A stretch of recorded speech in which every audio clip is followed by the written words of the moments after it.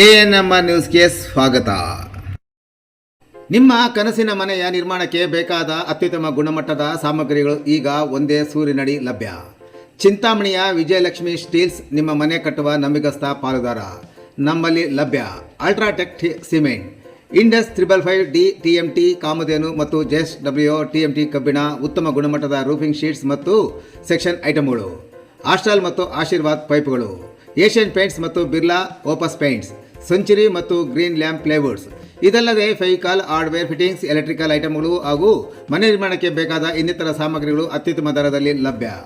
ಉತ್ತಮ ಗುಣಮಟ್ಟ, ನಂಬಿಕಸ್ಥ ಸೇವೆ ಮತ್ತು ಸಮಂಜಸ ಬೆಲೆ ಇವೆಲ್ಲ ಒಂದೇ ಕಡೆ. ಹಿಂದೆ ಭೇಟಿ ಕೊಡಿ. Vijayalakshmi steels, KSRTC bus depot ಎದುರು, ಬೆಂಗಳೂರು ರಸ್ತೆ, ಚಿಂತಾಮಣಿ. ಹೆಚ್ಚಿನ ಮಾಹಿತಿಗಾಗಿ ಸಂಪರ್ಕಿಸಿ. ಮೊಬೈಲ್ ಸಂಖ್ಯೆ 9845920725 ಅಥವಾ 9686661332ಗೆ ಸಂಪರ್ಕಿಸುವುದು.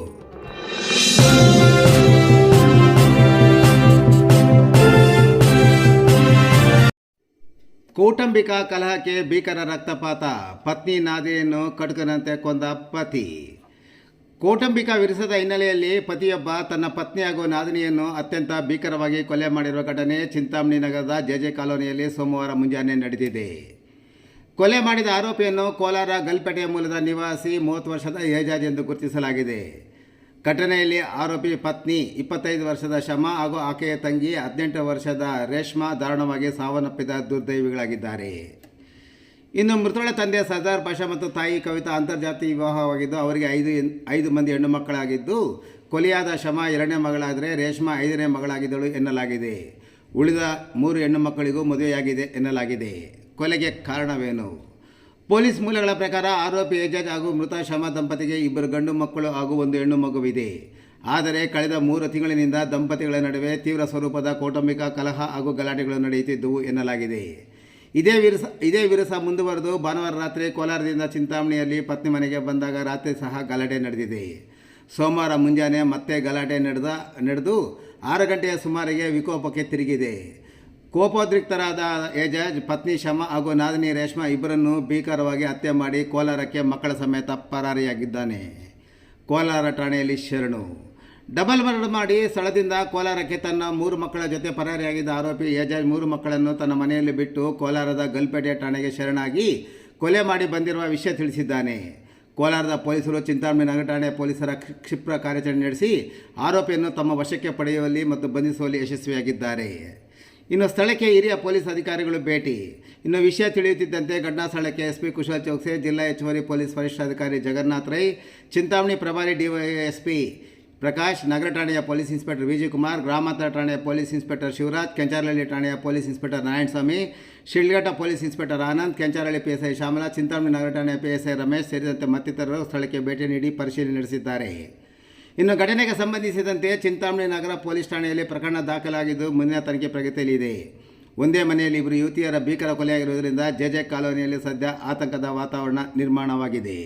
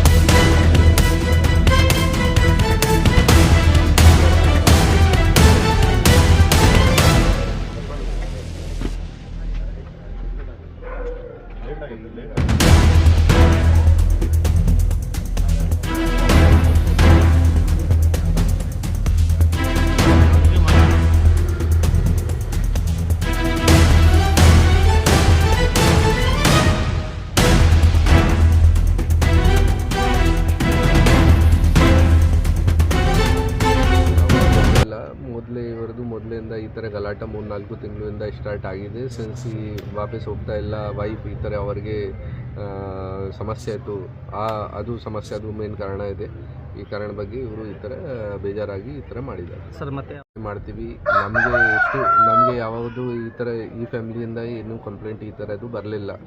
ಈ ಥರ ಬಂದು ಪ್ರತಿದಿನ ಗಲಾಟ ಮಾಡ್ತಾರೆ, ಮೊದಲೇ ಯಾವಾಗೂ ಅಪ್ರೋಚ್ ಮಾಡಿಲ್ಲ ಅವರು. ಮತ್ತು ಇಲ್ಲೀಗಲ್ ಆ್ಯಕ್ಟಿವಿಟೀಸ್ದು ಏನಿದೆ ರೆಗ್ಯುಲರ್ ಆಗಿ ಅವ್ರ ಮೇಲೆ ಕ್ರಮ ತಗೊಳ್ತಾ ಇದ್ದೀವಿ.